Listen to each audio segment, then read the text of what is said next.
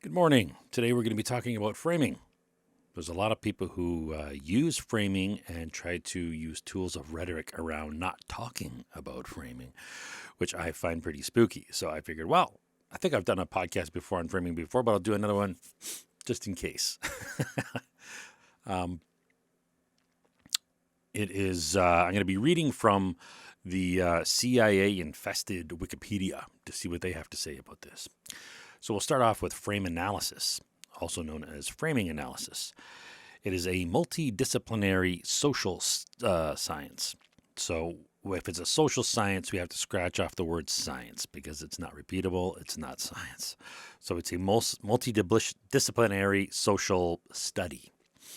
It's a research method used to analyze how people understand situations and activities.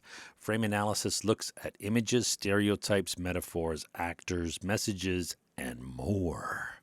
It examines how important these factors are and how and when they are chosen.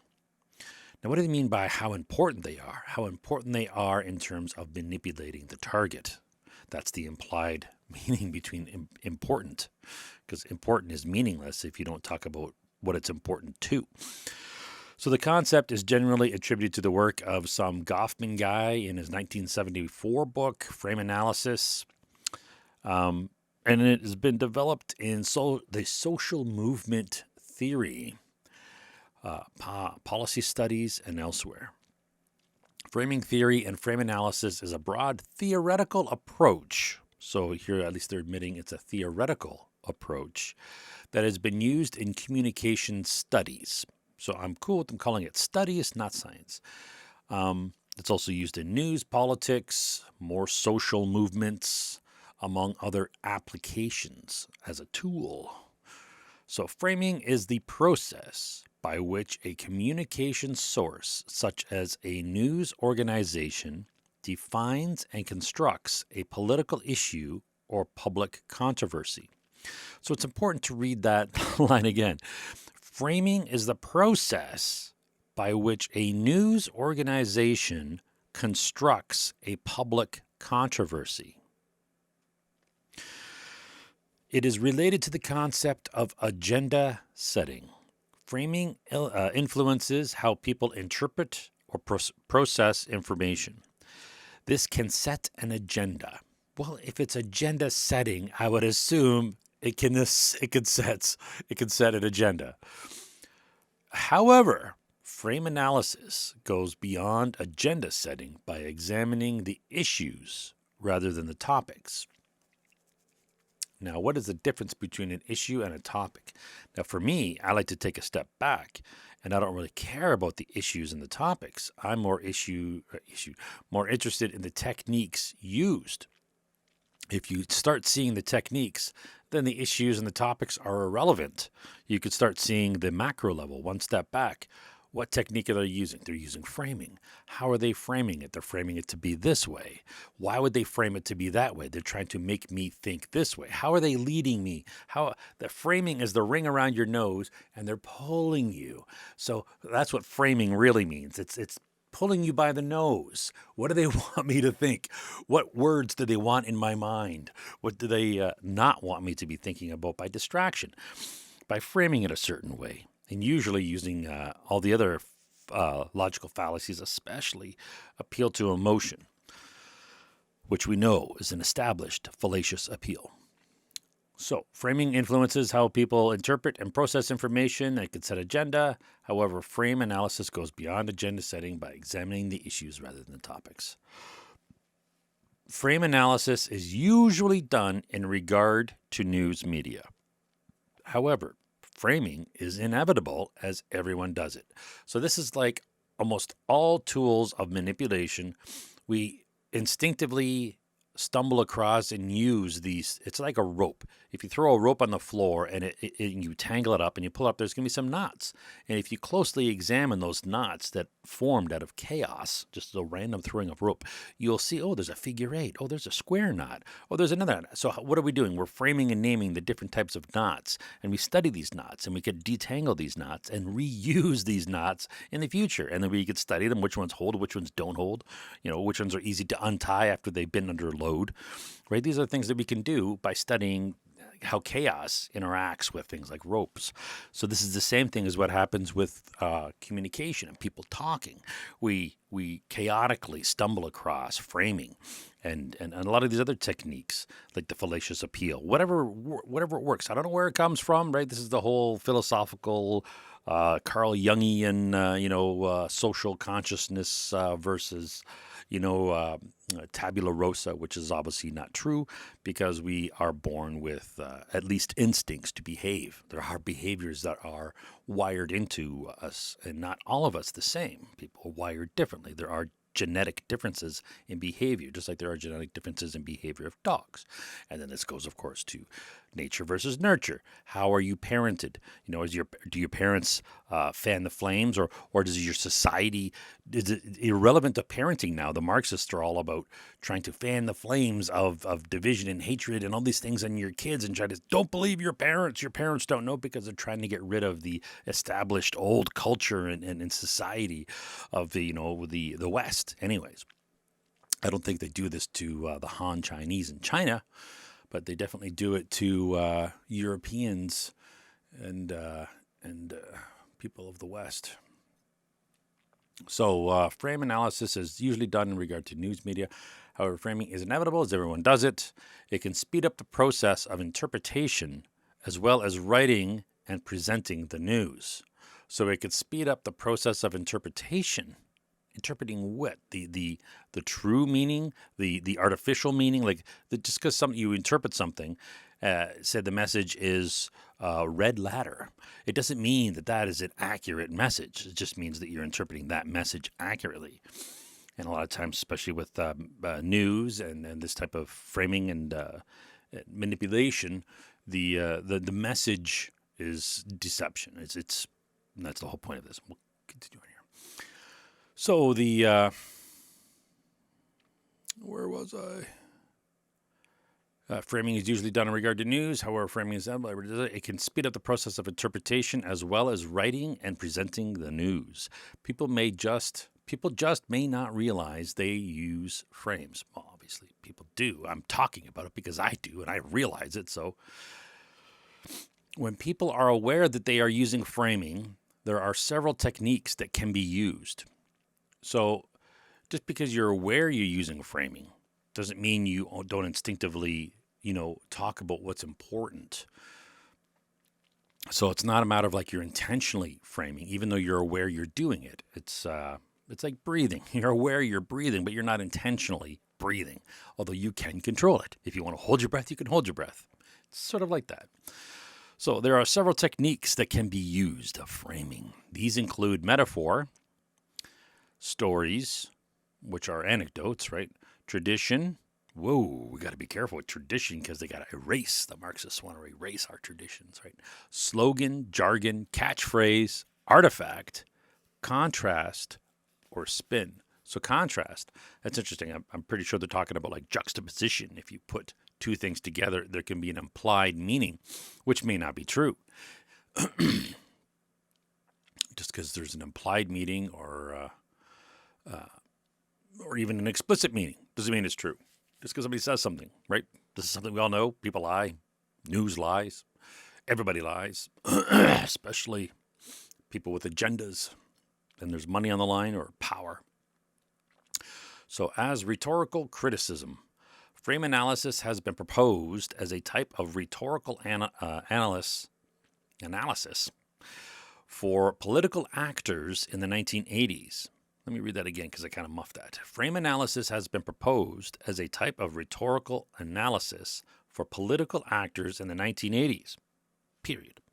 Political communication researcher Jim Kuipers first proposed his work advancing frame analysis as a rhetorical perspective in 1997. I call bullshit on that.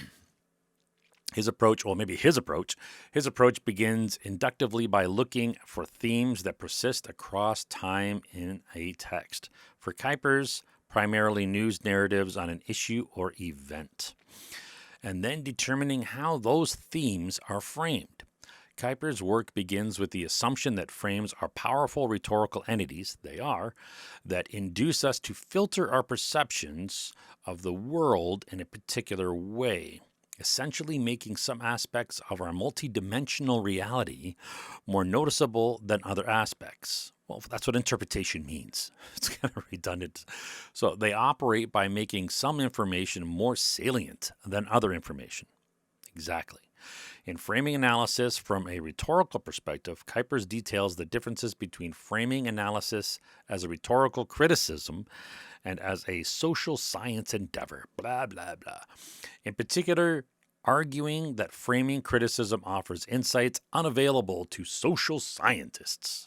That is a total oxymoron. There's no such thing as a social scientist. It's not repeatable. It's not science. In his 2009 work, Rhetorical Criticism, Perspectives in Action, Kuipers offers a detailed template for doing framing analysis from a rhetorical perspective. According to Kuipers, framing is a process whereby communicators,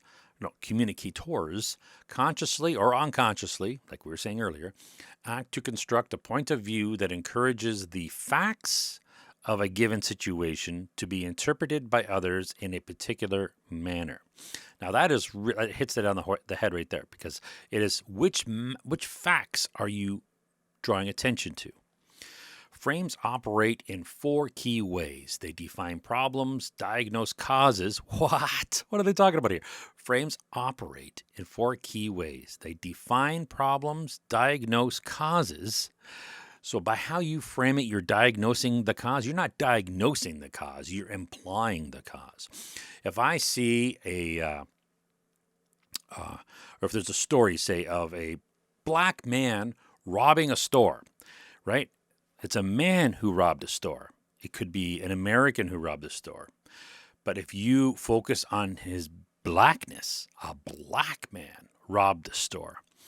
Is that diagnosing the cause of his robbing the store to being black?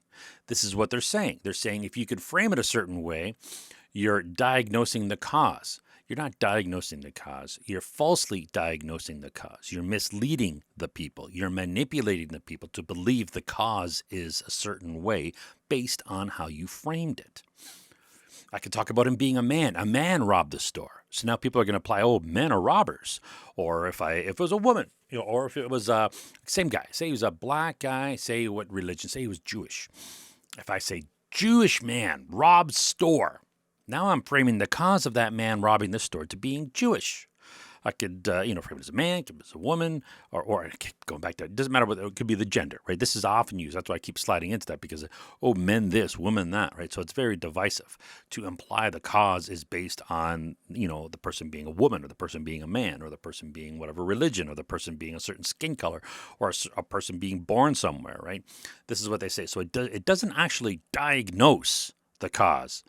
It's a false diagnosis. It's a deceptive false diagnosis of the cause. And same with make moral judgments. It doesn't make a moral judgment. It makes an implied moral judgment based more on what the manipulator or the speaker or the public relations agent or the reporter or the fool on Twitter, whatever the implications of the morals they're trying to convey.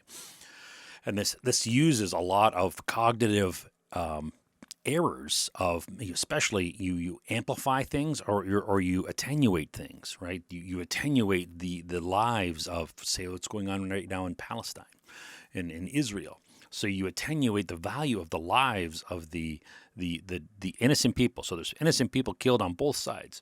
So you dismiss, you minimize and attenuate the lives of the, say, Palestinians, and say, oh, look, there's 1,000 Jews killed, right? Now, who's to say that they're even Jews?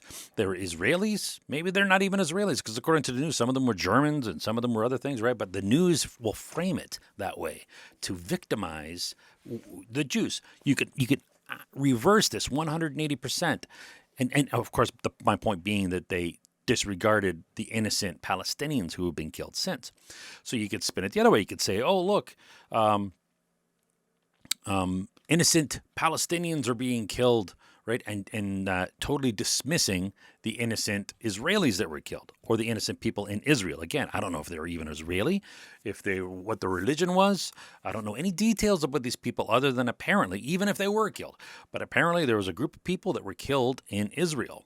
Right, so we could make assumptions about that based on how it's framed, and they could try to control our assumptions based on that. But this goes back to the fundamentals of critical thinking: that assumptions are not facts, and assertions are not science. These are two core tenets of critical thinking, right? So again, it goes to how people will frame what facts they will choose to pick, right? And that misleads people to interpret it, leads you by the nose, so you can spin something to be pro-Israel and neutral towards the Palestinians. Hold on.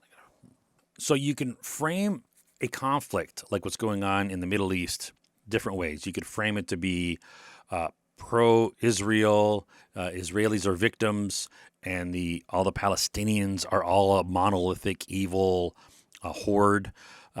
Or you could frame it as the Palestinians are victims and be neutral towards the Palestinians, or you could frame it as both people. You could have the Israelis being victims and the Palestinians are being victims, using a monolithic stereotype of both entire groups. Or you can say the leaders of Israel and the leaders of Hamas are victimizing people in Israel, the innocent people of Israel and the innocent people of Palestine, Gaza. Or you can frame it to be there's an infinite number of ways. You can frame it to be the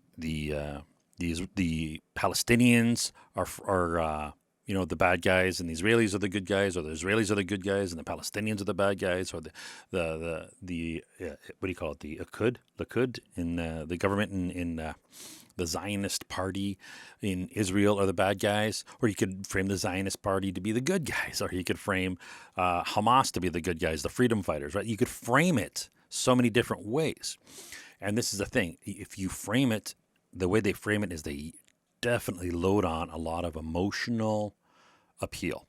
So they'll use a brutal, because they're both being brutal to the both. Now I'm saying both as in the actors that are pulling the triggers. And now I'm generalizing both those groups into whoever that class of war pig is. So if it's the IDF, not all IDF, the ones who are pulling the trigger specifically. And same with the Hamas or whoever's fighting over there, the people who are pulling the triggers or hacking people up or doing whatever, those people specifically.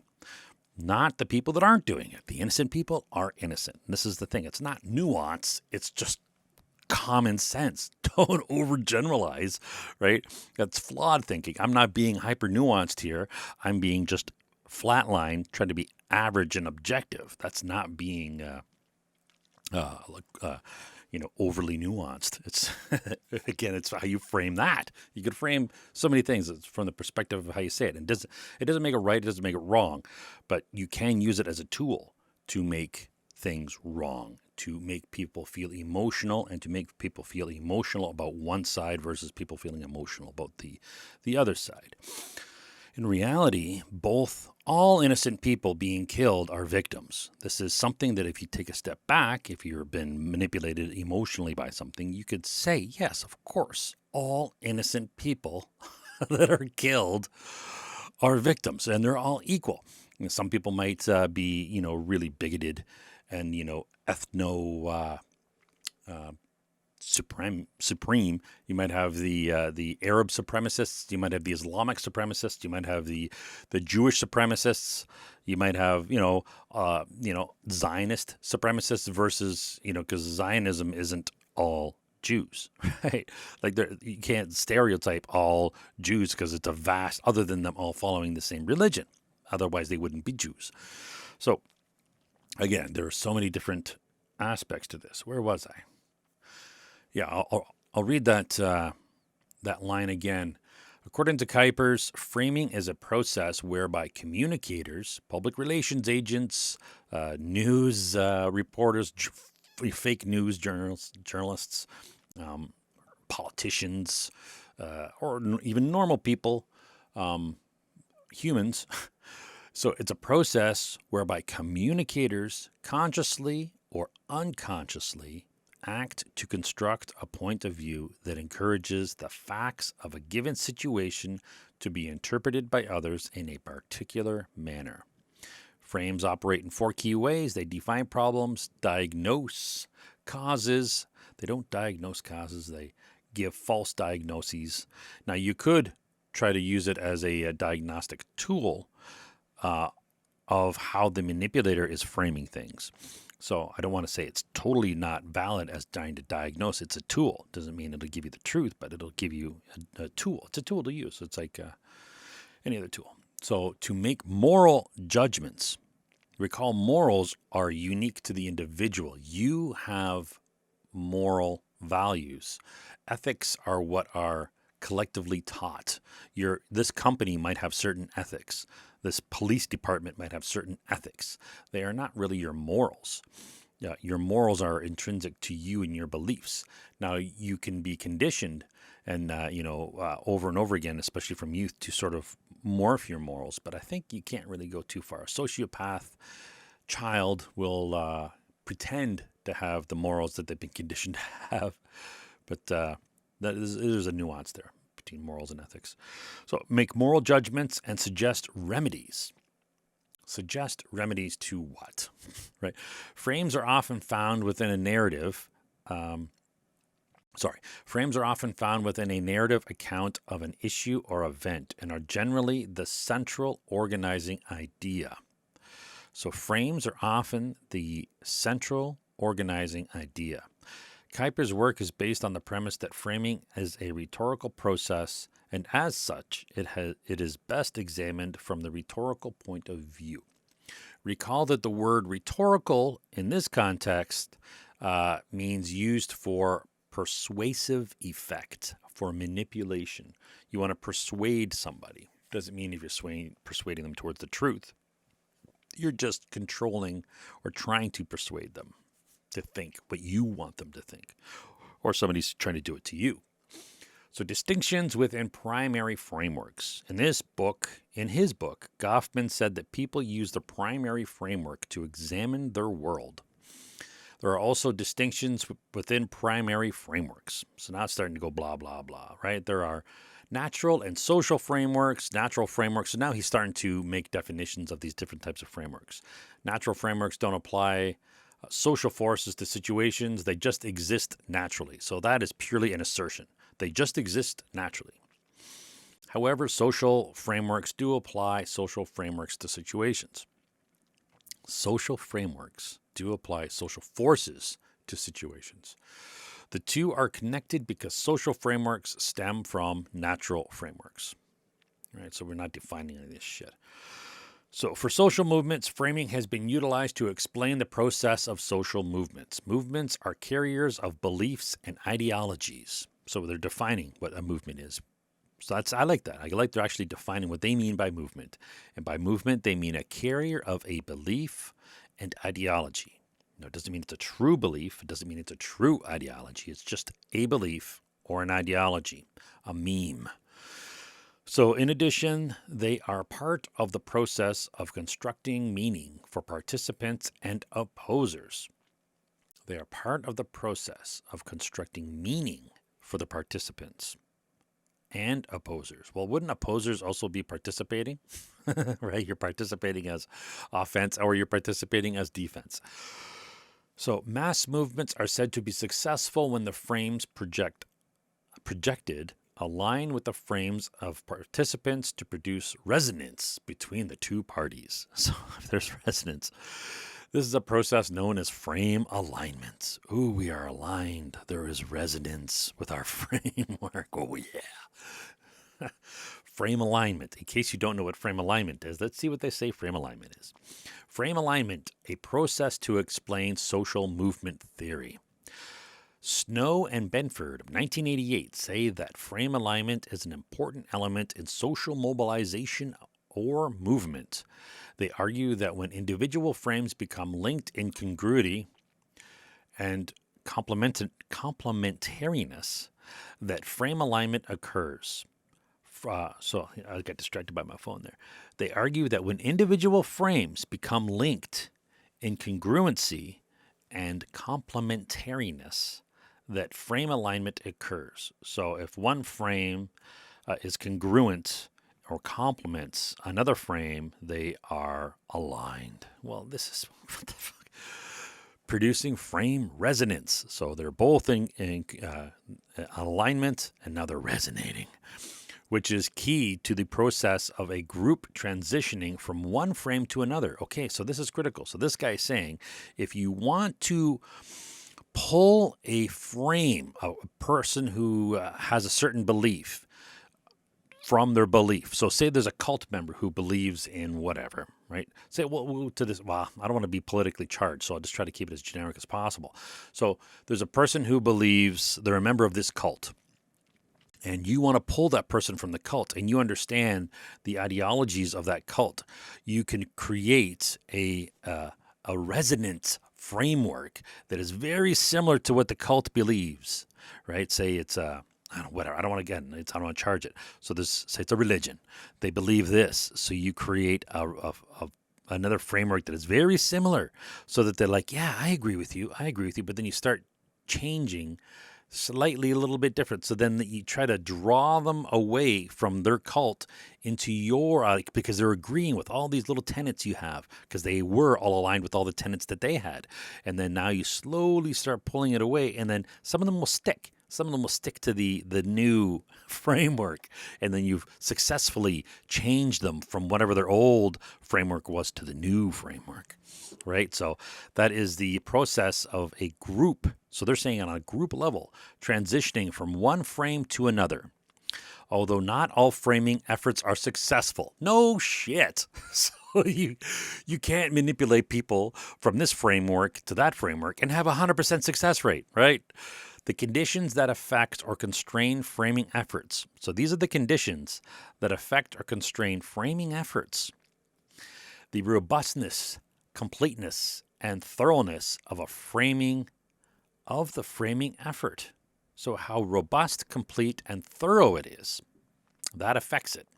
That affects the conditions or constrains the framing error. So these guys, Snow, Rochford, Warden, and Benford identify 3 core framing tasks and the degree to which these tasks are attended to will... What? Oh, so how they are attended to will determine participant mobilization. The 3 tasks are diagnostic, framing for the identification of a problem, and assignment of blame. So we got to blame somebody, right? So we got to identify a problem, and we need to and assign blame to it. This is not what everybody does with everything. This is what they're saying. These are the tasks, right? Prognosis, a prognostic framing to suggest solutions, strategies, and tactics to the problem. So first we got to frame and identify. So we got to frame. The framing is the identifying of a problem and assigning blame to that problem. The second step is suggesting solutions to that problem and tactics. So strategies and tactics. How do we solve this problem? This is how we solve the problem. So the problem is Palestinians. I'm trying not to be right. Or the problem is Israelis. The problem is Zionists. Right.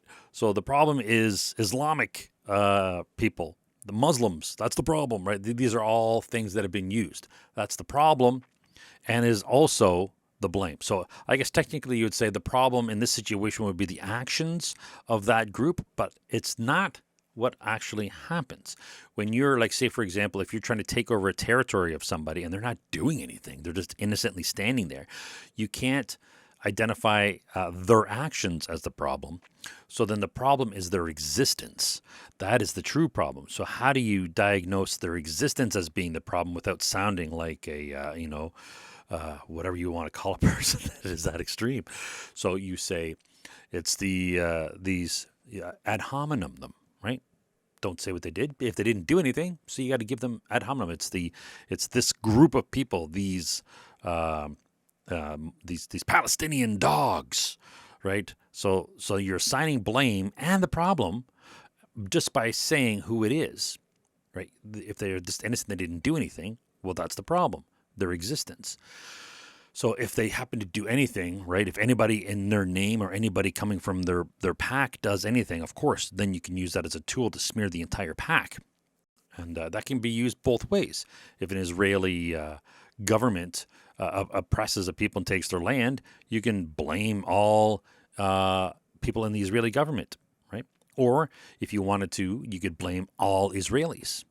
Or if you wanted to, you could blame all people, since Israel is a religious state, which the West has learned to separate church and state, but Israel is embracing it's a religious state.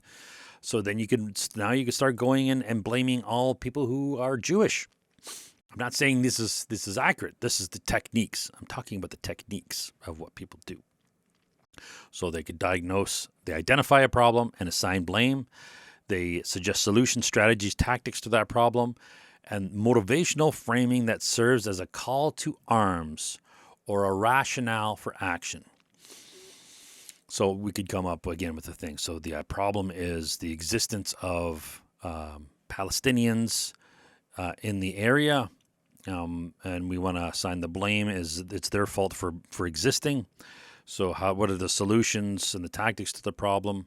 Well, we could provoke them to attack, and then we can retaliate. So these are the tactics we could use.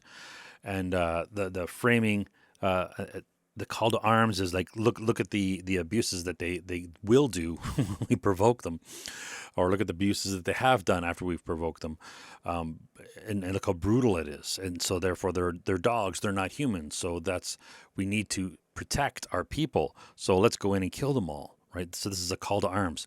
Now you could do the exact same narrative the other way. You could take it from the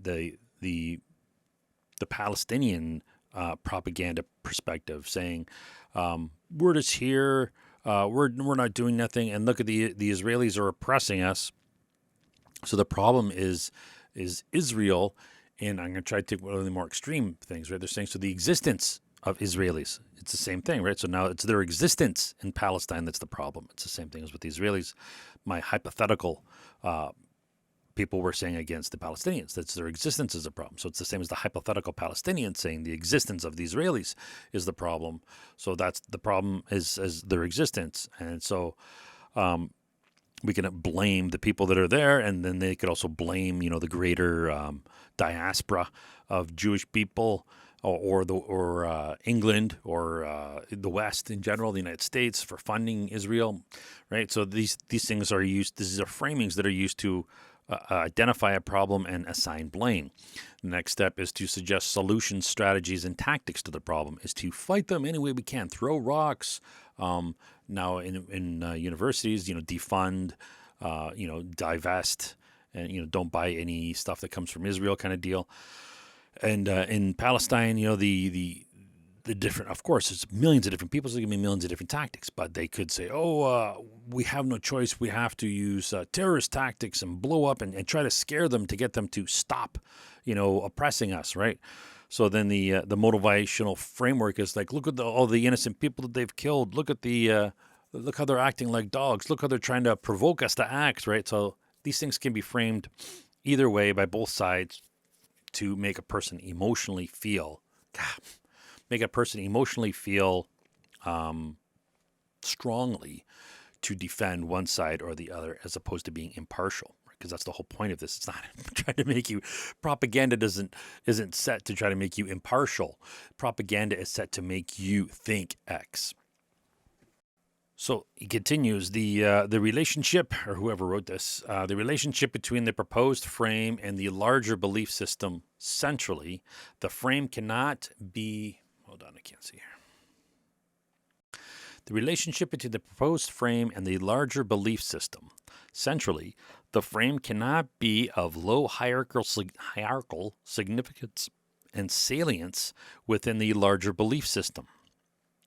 The frame cannot be of low hierarchical significance and salience within the larger belief system.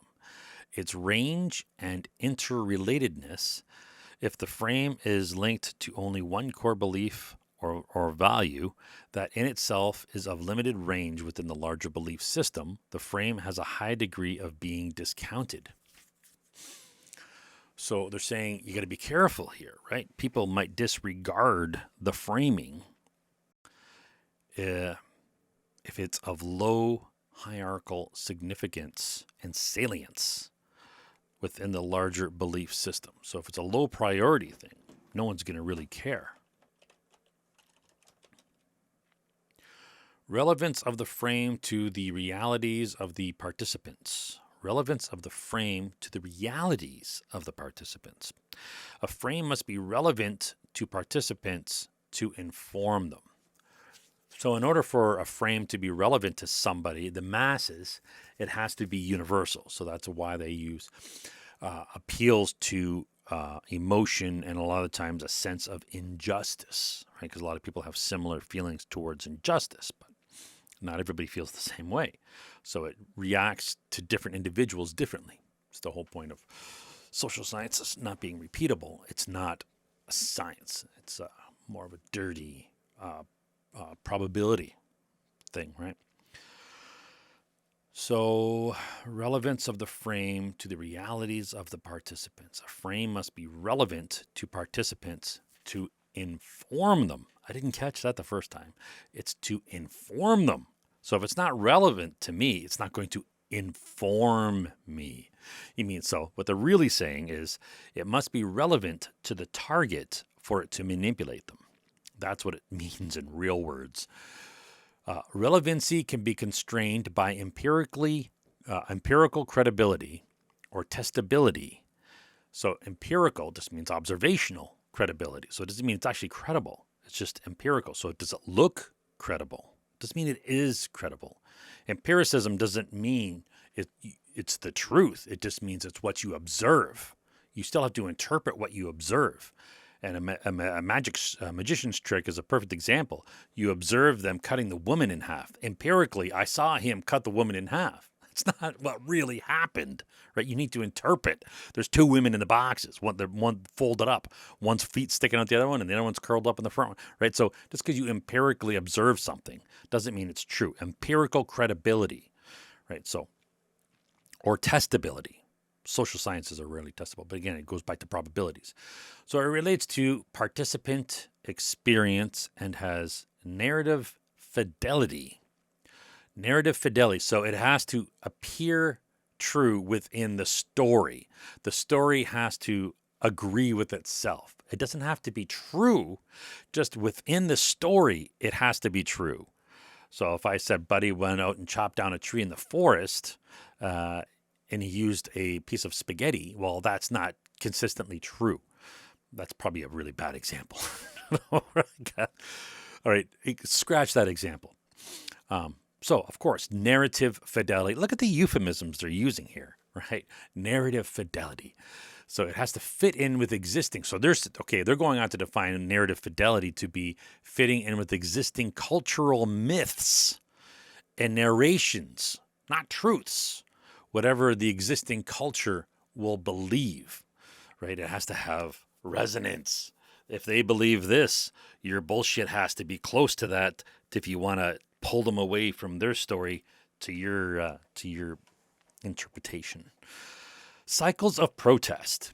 The point at which the frame emerges on the timeline of the current era and existing preoccupations with social change. Framing efforts may be affected by previous frames. Well, yeah, if people have been exposed to a technique of bullshit that has been since proven to be bullshit, and then they try using those same techniques right after, it's like an old joke. The people that were manipulated the first time, fool me once, right? Fool me twice. What's George Bush say? We won't get fooled again. Right? Snow and Benford proposed that once proper frames are constructed as described above, so by proper frames, they mean frames that have effect on manipulating the targets.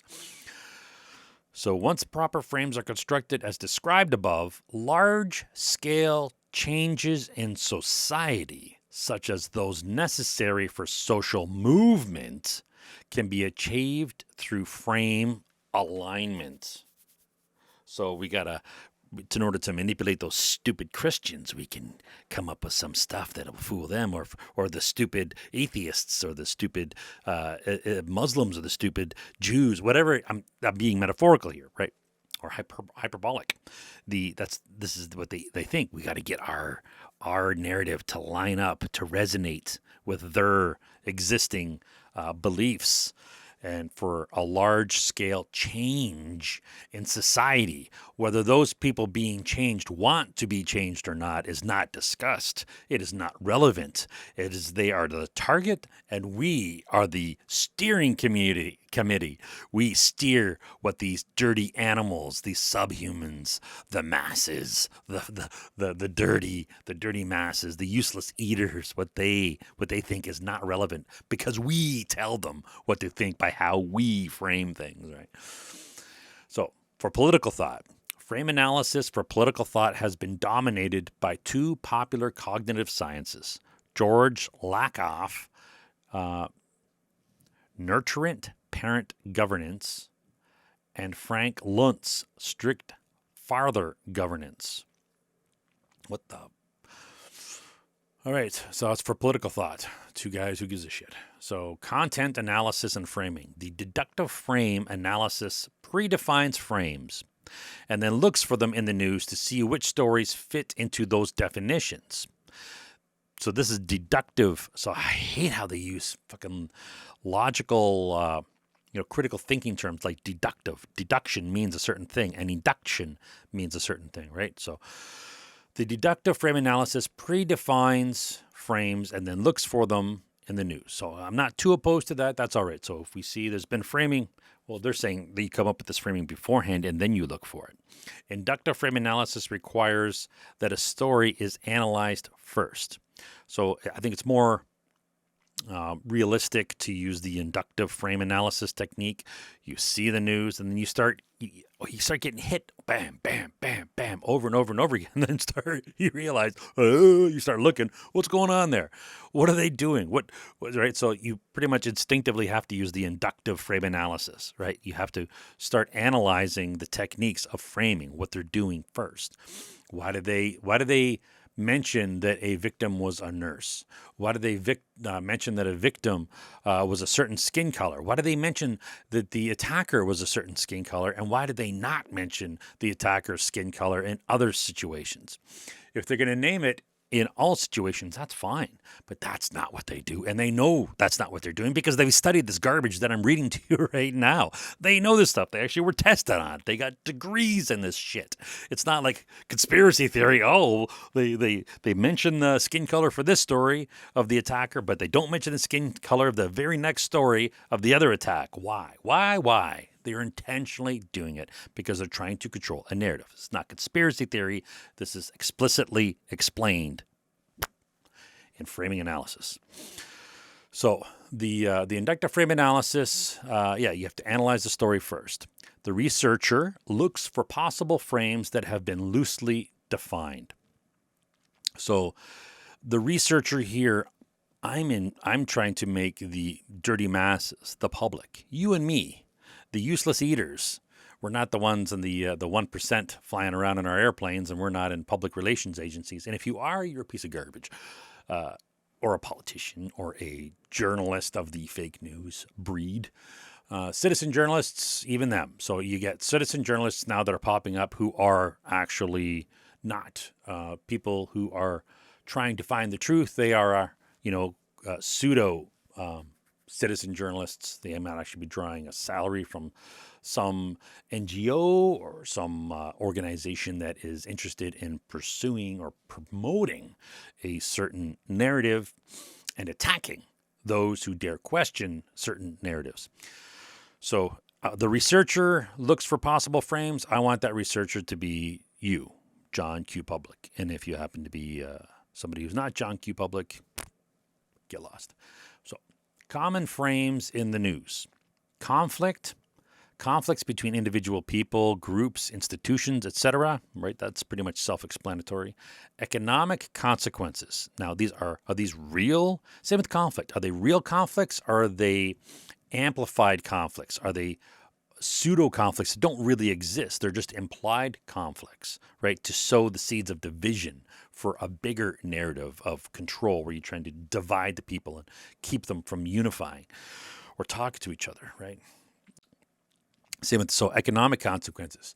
There may not actually be, or in fact, the economic consequences might be positive for something, but they might try to frame it to be negative economic consequences.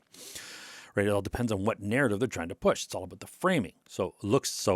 Economic consequences looks at the economic consequences of a situation in the news and how it may affect people, groups, institutions economically. So that's not true. It doesn't look how it may affect them. Well, I guess it does. But it also looks at how you can frame it that it might possibly affect them. Even if it's affecting them in a positive manner, these manipulators might try to reframe it to be affecting them in a negative manner, right? So it's not simple. Human interest. It adds emotion. The fallacious appeal to emotion. Human interest. So it adds emotion or a human side to an issue or event. This is the technique that they use for the fallacious appeal to emotion to try to hook people, right? So it's the human interest. We're going to tell a story about this one individual, even though 15,000 innocent people got killed over here and 1,000 innocent people got killed over here. We're going to talk about the individual on either side. We could talk about an innocent 10-year-old girl who did nothing wrong in Palestine who was killed by Israeli sharpshooters, right? Or you could talk about the innocent Jewish girl who did nothing to anybody and was killed by Hamas shooters with AK-47s, right? They're both egregiously wrong, but if you focus on the human interest of that one story, that is your path to the appeal, the fallacious appeal to emotion, right? Because it's going to distort the target's perspective of the story. It's going to say, "Oh, that's horrible. I hate." Now you're going to use the overgeneralization and stereotype of the other group. Us and them, the other, right? So if you focus on the poor innocent Jewish girl that got killed and you say it was them, the Palestinians, then people go, "Oh, I hate those Palestinians." And then if you say, "Oh, look at the poor innocent Palestinian girl that got killed," it was the Jews or the Israelis or the IDF, depending on how they want to stratify that. And I'd say, but the other way, it depends. Do you want to say Palestinians, or do you want to say Muslims, or do you want to say Islamic fundamentalists, or do you want to say Arabs, right? You could frame this on all these different strata. This is the framing of the situation. And this is how it is literally used. And it is used to extremes.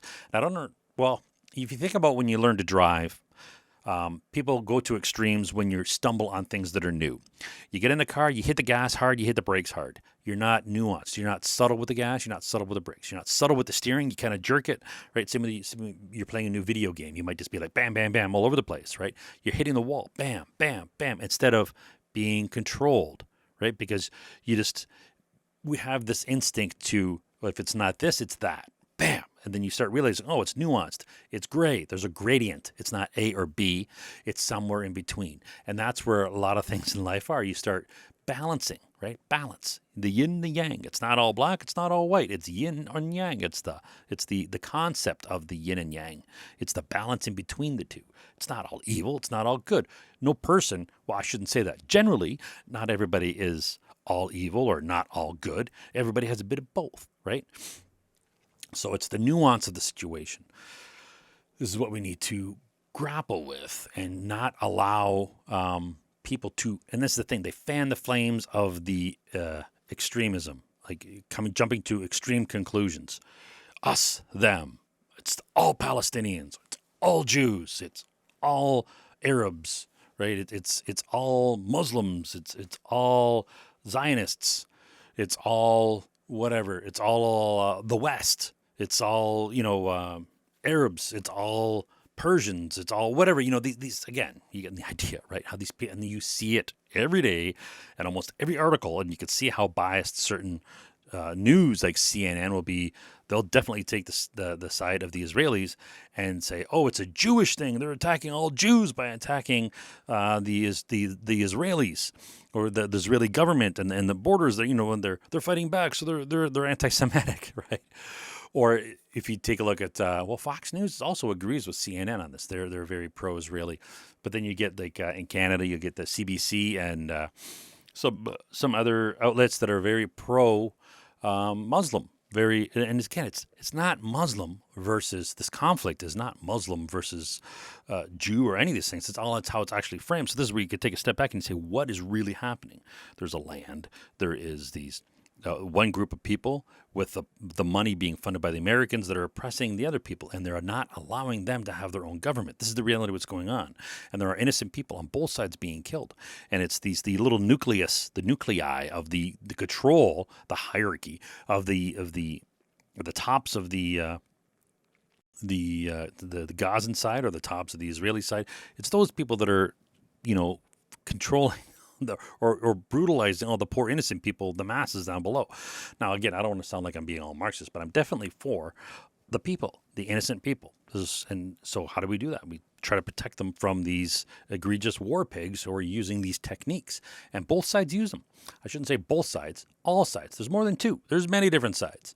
Although you rarely see people who are trying to be balanced using, again, we all do this, again, right? Instinctively we all do this, but you rarely see people using this to the extent where if you call them out on it, because these people know they're doing this. So if you talk about the framing and they start ad hominem you, right, because they know they're using their framing because they're manipulators, they're paid shills either on Twitter or in the news or whatever, right? So they know full well that they're doing this. They know they're framing it in a way to draw. Now, the thing is, do they drink their own Kool-Aid? Do they actually believe their own rhetoric? Do they get emotional themselves when they write this stuff, right? And then they use that framing as a tool to further try to manipulate other people to think the way that they think, or do they don't care? They're whatever.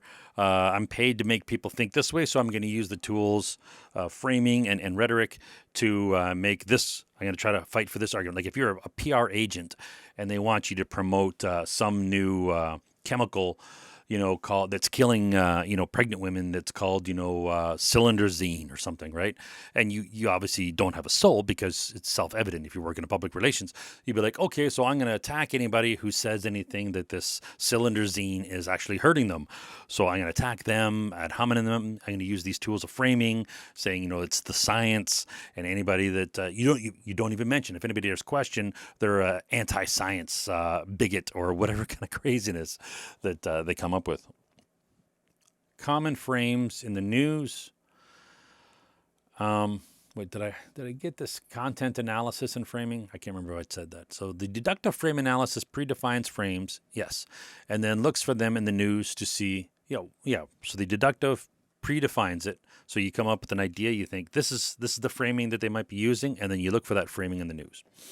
The inductive frame analysis is you look and you see what framing they're using.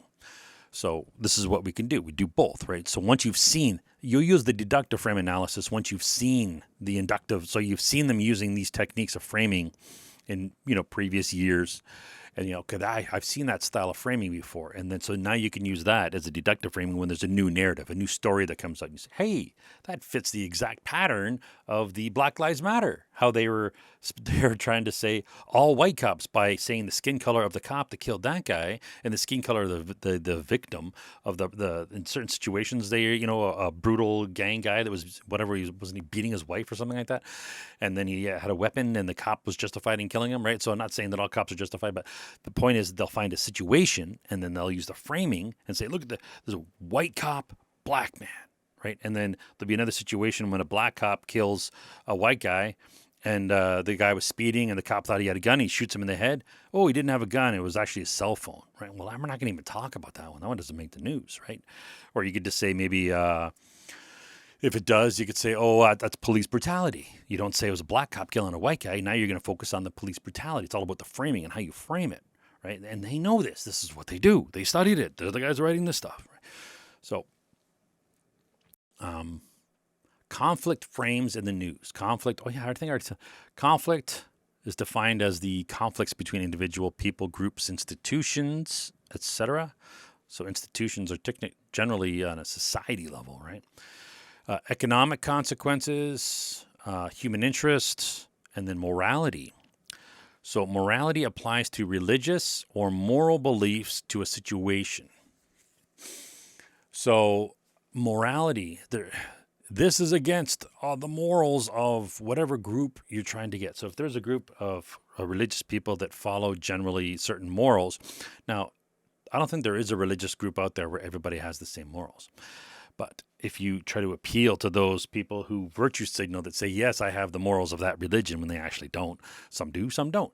But the ones, so then those people, that's how you could frame it towards that morality or beliefs. So they say moral beliefs to a situation. So it applies to religious or moral beliefs to a situation. This also applies to atheists, of course. It's not just religious. Atheist people have religiosity. It's not actually a religion, but it's a belief system that is subscribed to dogma and everything else. So just because you're an atheist doesn't mean you're a critical thinker. Responsibility makes someone, so here now they're saying, so these are so conflict, economic consequences. So these are the frames in the news, right? Conflict, economic consequences, human interest, morality, and responsibility. So who's responsible? It makes someone, individual, group, institution responsible for a situation. So this goes, to blame, right? Who's responsible? What's the individual? What's the group? What's the institution? So this goes to the Marxists and the woke bigots use this all the time. If there's a white cop that killed a black guy, say there's a black cop that shot a white guy, we're not going to talk about that. White cop kills a black guy. Well, this is now we got to blame somebody. Who do we blame? We blame all white people, or we blame the systemic discrimination. Even though more white guys are killed, or white people are killed by cops than black people, reality doesn't matter. It's all about the framing of the responsibility of who's responsible for this. So you blame a group. So then you could blame all white people, or if it's the other way around, you could blame all black people, right? If for whatever happens, right? If you're a black person, I'm not responsible for the actions of every other black person. And if you're a white person, I'm not responsible for the actions and beliefs of every other white person. So if people can make that connection, they should be able to realize that not all people of any other group are all responsible. You can't systemically blame an entire group for that, which is what often this technique is actually trying to do. Explicitly, responsibility. You have to make someone responsible for the situation. That's what it says here. Make someone responsible for the situation. Other examples of frames may include health severity, thematic and episodic, medical, uncertainty, alarmist. What frames are used depends on the event at hand. So now, of course, we know alarmist, right? The environmental, uncertainty, that's used for a lot of things. We need to be able to swim in the uncertainty. What did I say on my, the unknown? Mystery is antithetical to their need to maintain control. I'm pretty sure that's what I put on my Twitter bio. It's true. The mystery, it's antithetical to their need to maintain control. You can't have uncertainty. You have to come up with reasons for stuff, even if it's bullshit. This is the fundamentals of the origins of science and religion. But instead of having to come up with any bullshit answer, there are a group of people who try to come up with what's true, right? And there's a difference. So if you just come up with any old bullshit answer, that's dogma. That's used in science today too. Oh, it's dogma. This is the truth.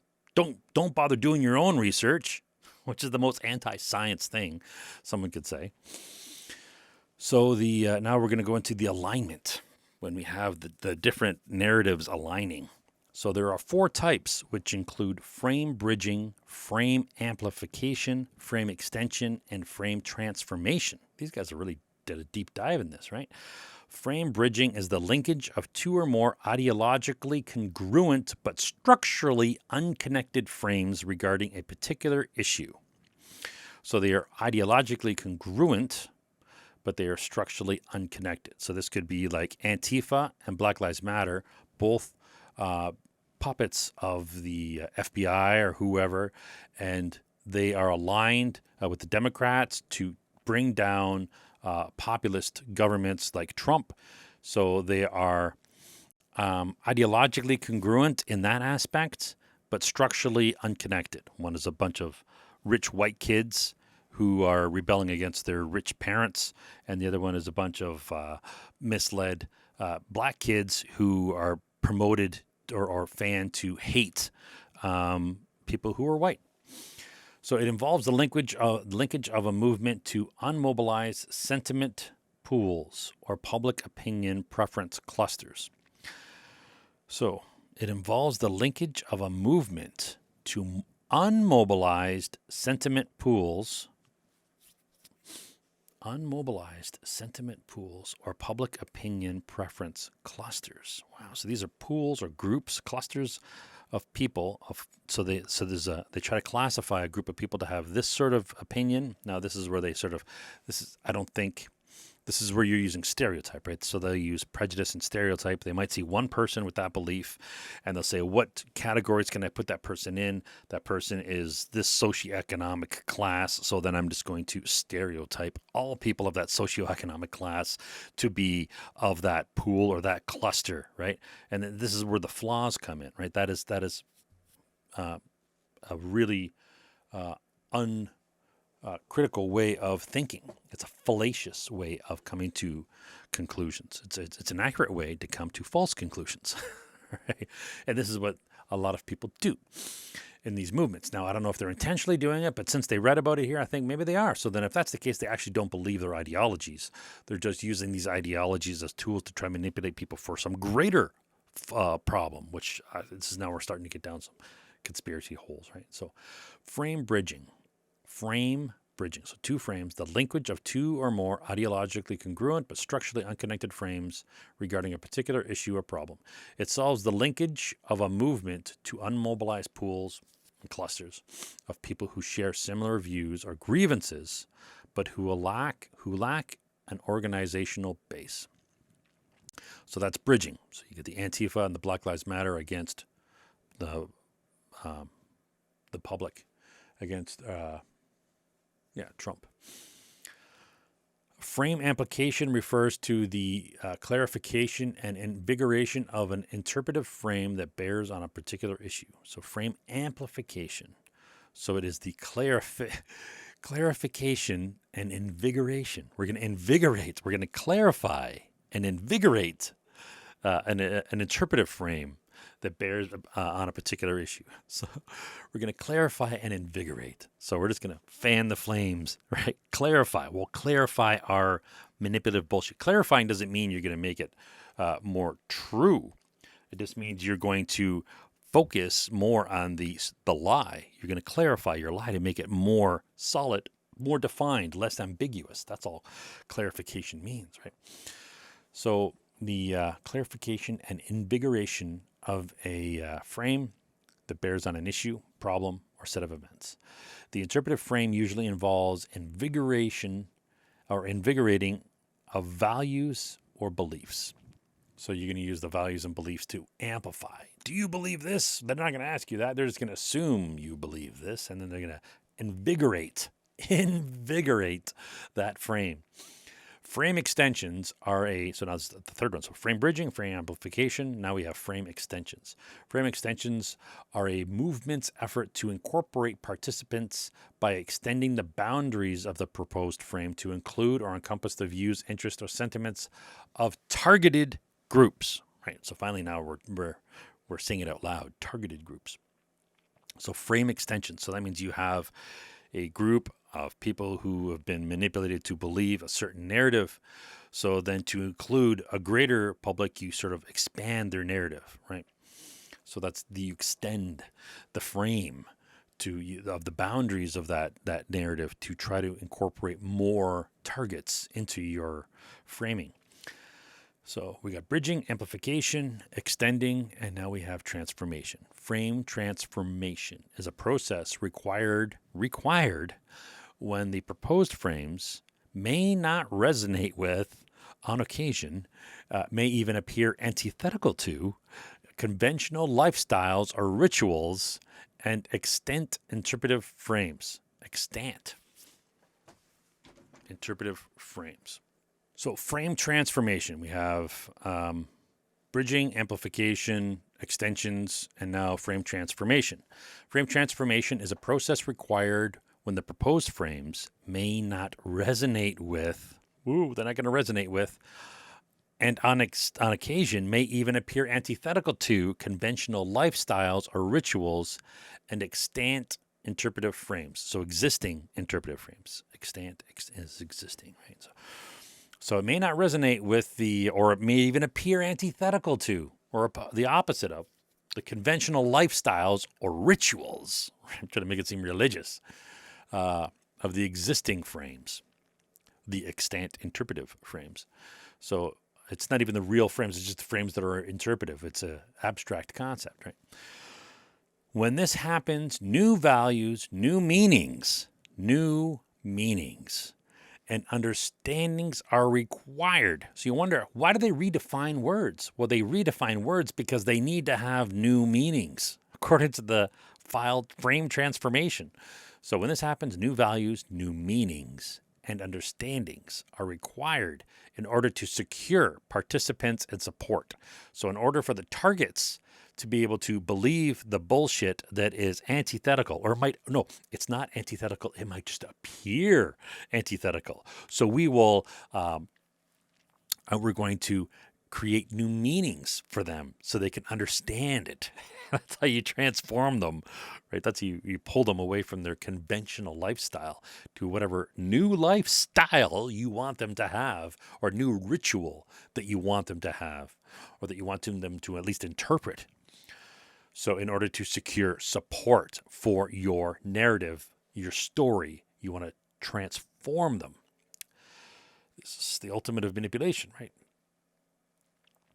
So this guy Goffman calls this keying, where activities, events, and biographies that are already meaningful from the standpoint of some primary framework transpose in terms of another framework. So if you could slide some meaningful bullshit from one framing to another framing, you're going to transpose that to another framework such that it is seen differently. So you're just not looking at your Christmas. Well, let's look at Christmas differently. You're looking at it wrong. What it really means is this, right? So that's how they try to transform you. No. You don't know what you think. You actually think this. This is what the real meaning of that is. We're going to change the definition to actually be this. So there are two types. Religions use this just as like any other form of manipulator uses this. So here they're going to subdivide transformation to two subdivisions. Domain-specific transformation, such as the attempt to alter the status of groups of people. So if you're going to try to, and this is what they're doing, they're trying to alter the status of white, heterosexual, what do they call it, heteronormative men, English-speaking, able-bodied, right? So they want to alter the status of that group. Global interpretive frame transformation. That's the second one. So the first one is domain-specific transformations, the domain being who your targets are. You want to alter the status of that group. And the second the transformation is global interpretive frame transformation, where the scope of change is quite radical, as in the change of world views, total conventions of thought, and uprooting all that is familiar. Example, moving from communism to market capitalism or religious conversion.